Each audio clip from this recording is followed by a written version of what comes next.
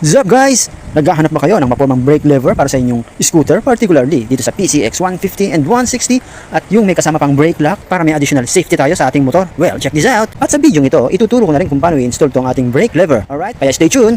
Una, luwagan at hawiin muna natin tong side mirror natin para magkaroon tayo ng access dito sa bolts and nuts ng lumang brake lever ng ating motor. Parang ganito, nakaharang kasi yan sa bolts and nuts kaya dapat hawiin muna. Alright? At saka natin i-hold and turn yung bolts and nuts. So, parang ganito. At kapag maluwag na yan, pwede mo nang pihitin ang daliri mo. Ayan o, kagaya nito. At saka, tanggalin mo. O diba, easy. At saka mo ilagay yung bago mong brake lever. And make sure na lapat siya. Maririnig mo dapat yung tick niyan para gumana yung brake natin. At saka natin ibalik yung mga tornilyo ng old brake lever natin. Dahil fit na fit naman yan. At presto, ayan. Napakadali lang ikabit, diba? So, isusunod naman natin yung kabila. So, dito meron tayong konting gagawin. So, sa pagtanggal nitong sa kaliwa, same procedure lang din yan. Gagamit lang tayo ng flat screw dito sa ibabaw. O diba, napaka-easy lang magpalit nitong brake lever natin kasi wala naman tayong mga kable, wala namang mga wirings at hindi naman tayo magbi-bleeding dito. All you have to do is replace lang natin yung mismong brake lever.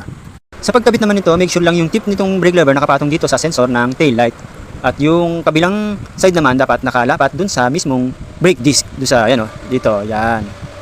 Then saka yung kabit yung tornilyo. At ito naman yung para sa ating brake lock dito sa lever. So ikakabit lang dito natin sa ilalim yan, dito sa may bolt and nuts ng left lever, yan o, ganyan.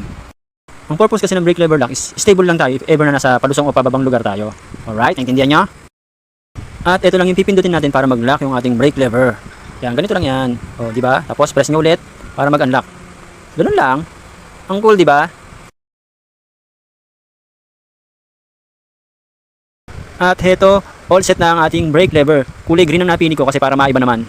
Laging red tsaka gold ang nakikita ko eh. So kung gusto nyo rin ng ganito, check nyo lang dyan sa yellow basket. Alright, peace out!